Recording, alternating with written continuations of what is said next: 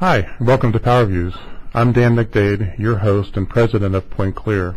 PowerViews is dedicated to finding solutions to some of today's toughest marketing and sales challenges.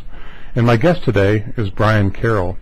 Brian is Executive Director of Revenue Optimization at MECLABS.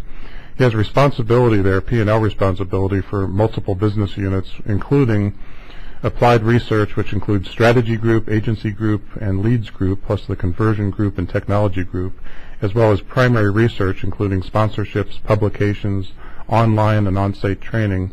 That's a very full plate, Brian. And you're also CEO of InTouch and the author of Lead Generation for the Complex Sale, which was published by McGraw-Hill. And I know that you've got another book out as well. I think at least one more, right?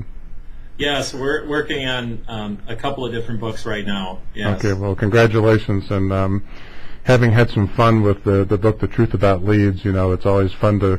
I was in the gym the other day and somebody walked up to me and said, "Leads, right? Leads. I read your book." So, that's great. But anyway, welcome to PowerViews. I appreciate you being here with me today. Hey, you know, one question just to kind of start things out is that there are probably some things that have happened in 2012 and some things that haven't happened in 2012 that surprises you. You know, what's going on that either has happened or hasn't happened this year that, you know, kind of surprises you? Well, I think that in 2012, you know, when we look at marketing and just all the changes that have taken place, I still have found that a lot of companies haven't fully embraced optimizing their effective selling time by more effectively looking at marketing and lead generation, aligning sales and marketing. And so what I'm surprised by is, I'll give you a quick example. We just did our marketing Sherpa study. We benchmarked, and you know, back when my book was published 6 years ago, I said 90% of marketers still don't have agreement between marketing and sales on basic things such as just what exactly does the word lead mean. Right. And so what surprised me is we did a benchmark study of 1,900 companies, and what we found is that 65% of those companies we surveyed of B2B marketers still don't have agreement on what exactly the word means, the word lead means. So this is things where, you know, I anticipated and expected that we'd make more progress forward, but I think what a lot of people are doing is just going back to the status quo of what's worked in the past. And so I really think more companies, more people need to think about this one thing, which is optimizing effective selling time. And I know that's something you wrote about in your book, Truth About Leads, as I read through it, and I know that's the same thing that I was looking at. Is it still seems in a lot of ways we're having the same conversation, making some progress, but not as much as I hoped. Yeah, it seems like there are some enlightened companies, and they really get a lot of bang for the buck. I was wondering, you know, if you look up universal lead definition on Google, I think Brian Carroll's name comes up each time. Sure. And, but I was wondering, you know, I read a lot about and I write a lot about BANT, and I was just wondering, you know, how do you feel about BANT as a criteria for leads?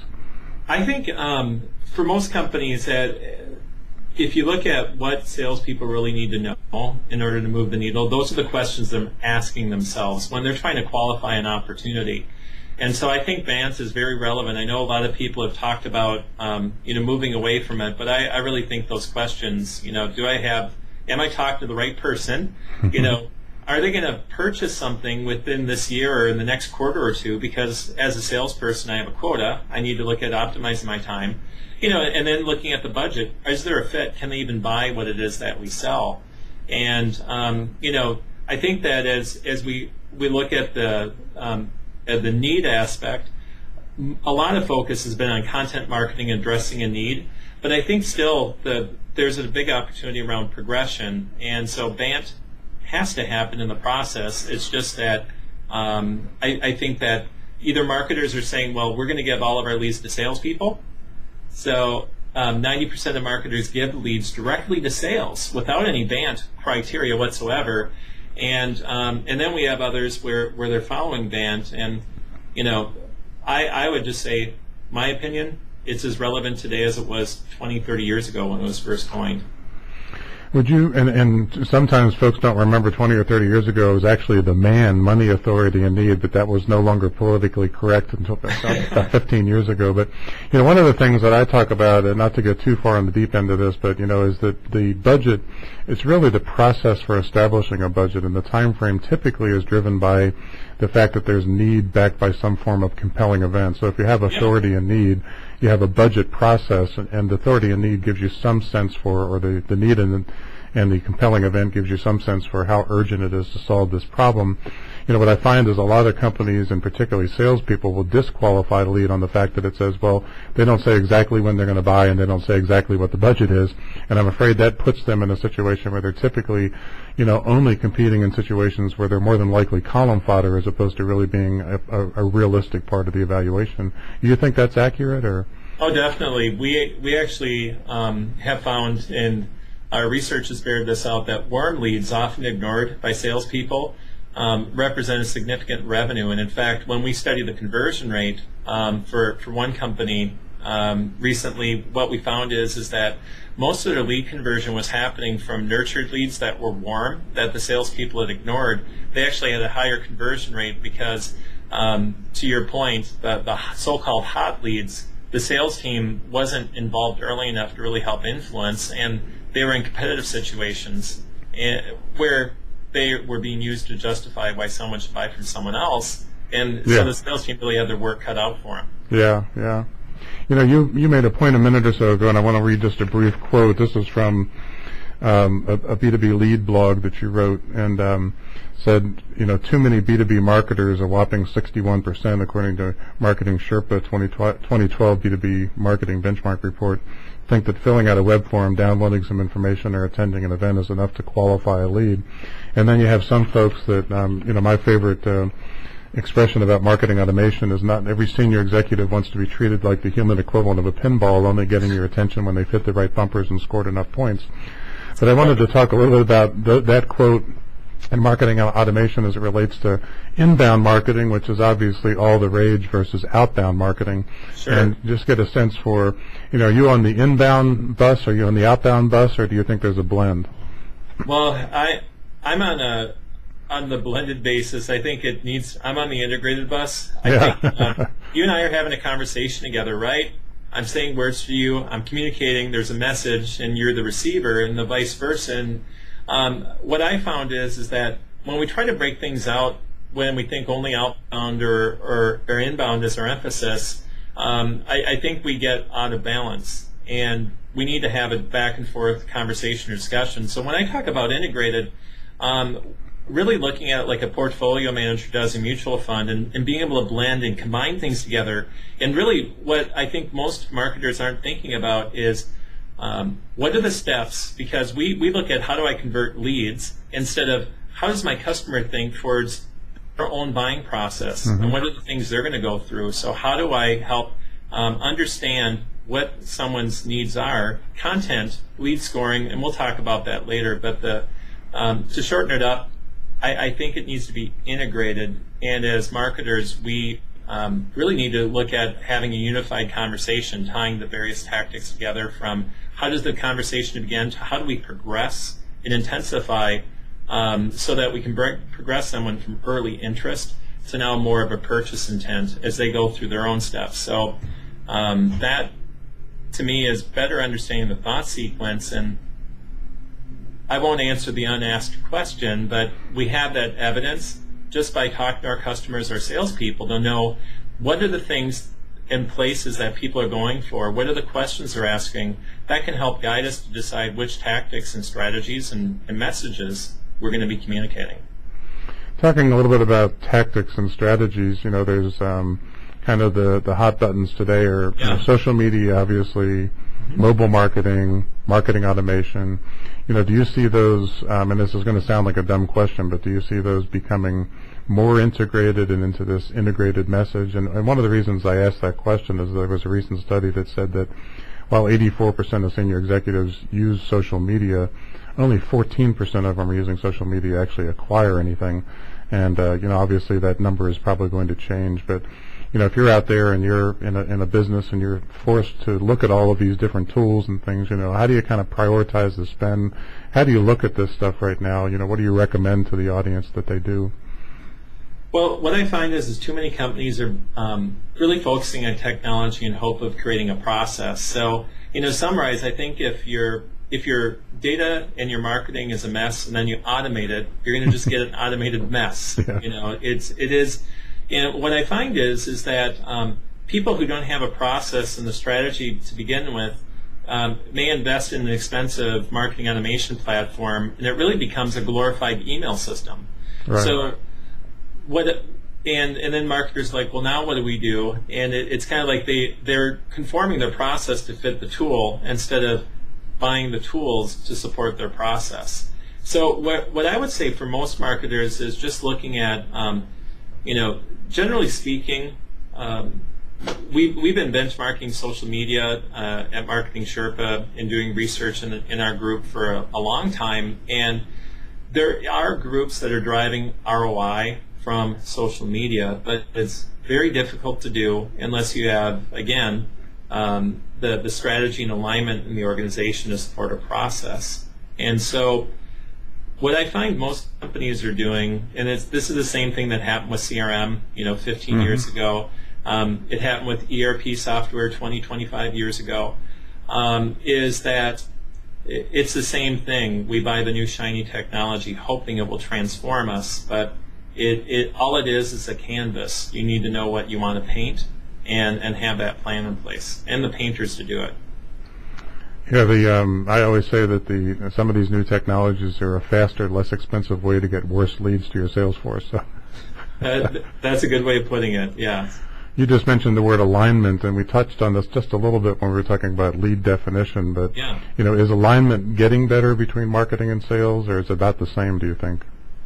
I think it's improved. In some small way, I believe that, I won't take credit for it, but I know it's been talked about a long time, and really just looking at what some pragmatic ways they're doing it. And lead generation has become, when we ask marketers what their number one and number two priority is, and we've asked this for the past 3 years, number one is lead quality.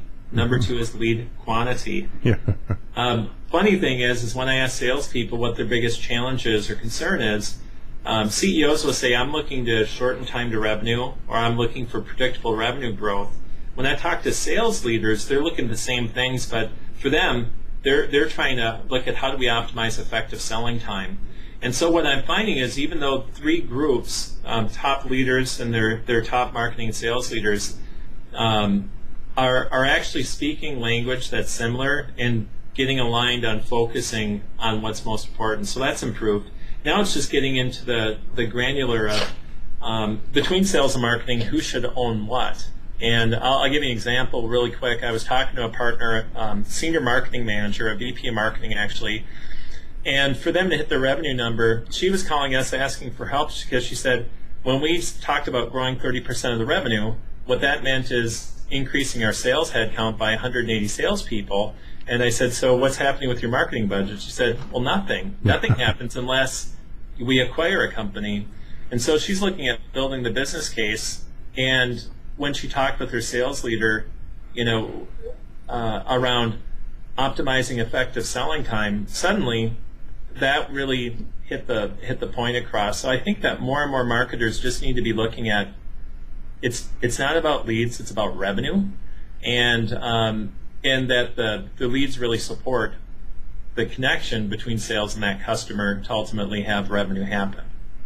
To some extent, and I don't know if you agree with this, to some extent I have this expression that nobody ever built a statue to a committee, and that to some extent the senior executive that says we want to drive revenue by 30%, but then just doesn't understand all of the disconnects that are occurring in the company that make it impossible to do that. So, for example, you've heard this and talked about it, I'm sure, that marketing is responsible for generating a certain quantity of leads at a certain price. That quantity goes up every year, and the budget goes down. So as a result, the leads get worse and worse. Sales on the other end is out there. Basically, we have one client that said they generated 9,000 leads for sales, and sales said they got 0 leads. Exactly. So We know that the answer is not 0 or 9,000. We know it's someplace in between. We're just not really sure what that exact number is. So, unfortunately, it just doesn't seem to be. It's kind of a never-ending battle. I was just wondering, as we get to, we're at almost the halfway mark of the year. So, assuming companies can actually control their own destiny, what are people asking you? What are you recommending? What should folks do, in order to improve the rest of this year at this time? Well, we actually did, and something you could put it for your listeners is we did a webinar series on, 6 things you can do to fine-tune your pipeline process. And I think really as marketers, the biggest thing I would focus on is how do we accelerate relationships that we already have. And so a lot of people we started connecting with in first and second quarter, how do we help progress them? Because most of the people I work with in B2B and you work with in B2B have a longer sales cycle, or conversely a longer buying process. So I would say, one, look at how to intensify and progress people you already have in your database. The leads you're generating now may likely not impact you until next year. So that's the first thing. The second thing I would focus on is ask 3 questions to your sales team. 1, what can marketing be doing to help your sales team sell? It's a very simple question, but what I find is the follow-ups are, what are the things that we should stop doing that add no value? Because this is a focus question. What are the things that we should start doing that we aren't? Where are we missing it? And then the third question is really answering, what are the hassles or bottlenecks you're facing as a salesperson which take away your effective selling time? And so again, I'm asking very revenue-driven questions, but to summarize, I think it's about optimization rather than increasing volume or increasing activity. And in other words, just saying, how do we go further with money we already spent? Most people spend more money in the beginning of the year, and that begins trailing off. And so, this is true with a lot of marketers. If your year is at this stage not hitting plan, or you aren't in excess of plan, now's the time to look at triage, and instead of focusing on fourth quarter, how are we going to move the needle, because it may be too late. Yeah, if you have a 6-month sales cycle and you're trying to impact Q4 sales, it's probably not going to work. No. Yeah. And we hear that a lot, unfortunately. Yes. What have we missed, Brian? You mentioned a little while ago, you mentioned content, but is there anything else that you feel like to pass along to the viewers today? Well, I think really we talked a bit about content, and this connects with inbound or outbound marketing. What do we call it? And I think a lot of marketers don't often create enough of the relevant content their customers need in order for them to buy it. And what I mean is, it's not creating more, but it's looking at how can we use what we have and extend the value of that. And so my big takeaway tip for most marketers is looking at the content you created, whether that's a white paper, a webinar, a blog post. How do you extend that from a chart could become a webinar, that webinar then could become an article, that article could become a blog post. And what I'm seeing is looking at your audience and how do you extend the value of that information you have, and really also coming along your sales team to understand what are the things that key questions or things that we can help you in supporting your sales team with content being a valid business reason for them to connect with their customers. So that's the takeaway. I would say that's a growing area. Most marketers I talk to who want to do lead nurturing don't have enough content or haven't thought that way. And so that's something I'd coach your listeners to be looking at in their group. One other quick question, just going back for just a moment, but before I go on to wrap up the show. I find, at least in our experience, that sales reps are not as aggressive following up on leads as they probably should be. Mm-hmm. And when you're talking to a team about, how can they improve results, or how can you leverage current relationships or leads that were identified in the last 6 months, as opposed to leads that are going to be identified in the next 6 months, that a lot of times it has to do with the tenaciousness of the sales reps and the number of calls that it takes. And you find sales reps saying, well, I made 2 or 3 calls, they didn't get back to me, so they must not really have been a lead, they must not have been interested. And our statistics show that it could take up to 12 follow-up activities to progress a lead to the next step. Is that consistent with what you found over time? Yes, 10 to 12. We actually have found that in some cases it can take more. And, the big takeaway for listeners is that most salespeople typically are quitting, as you said, Dan, after 2 or 3 attempts. And when you look at the time and effort and energy, and especially if you're providing highly qualified leads to your team, that coming alongside and helping them develop a follow-up process, even giving them coaching around a call guide, and follow-up steps in terms of email templates, don't leave that to chance, and also working with sales leadership around some level of service level agreement, saying, before we can resolve a lead as being complete, this is how many attempts that we need to have. And so I really would say for marketers that you will find at times salespeople are resistant, but in order to have them do this level of activity, you need to work and show them that the leads you're creating are worthwhile. And the only way I know to do that is to co-create the definition and then deliver on that with your sales organization. And then also close the loop to make modifications. So that's you got to have buy-in in order to hold someone accountable. There's just probably just a few metrics that could be looked at, and tied to a sort of a benchmark of average companies, exceptional companies, and what I recommend is compare yourself to where the average company and the best companies are, and then say, well, here's where we want to be, and how are we going to get there over a period of time? And it goes exactly back to what you just said. Brian, I know the viewers will probably be interested in reaching out to you at some point, maybe have a question. What would be the best way for them to do that? Well, you could go to MECLABS.com, and we have lots of resources and materials. My information's there. And then on there, some of your listeners may want to check out, we have free resources available at marketingsherpa.com as well as marketingexperiments.com. So we've got $15 million of research there for free. Feel free to have at it and to be able to draw and use those tools. So thank you again. Well, thank you. I actually was able to attend a conference that you guys did in Boston, as actually one of my clients was speaking, but I just thought it was fantastic, and the research that I've gone out to, and it's MECLABS.com, MECLABS.com, the research I found there is really good. So thank you again for being with us today. I just want to now say thanks to the audience for joining us on PowerViews. We hope to see you next time. Thanks again for viewing. Bye-bye.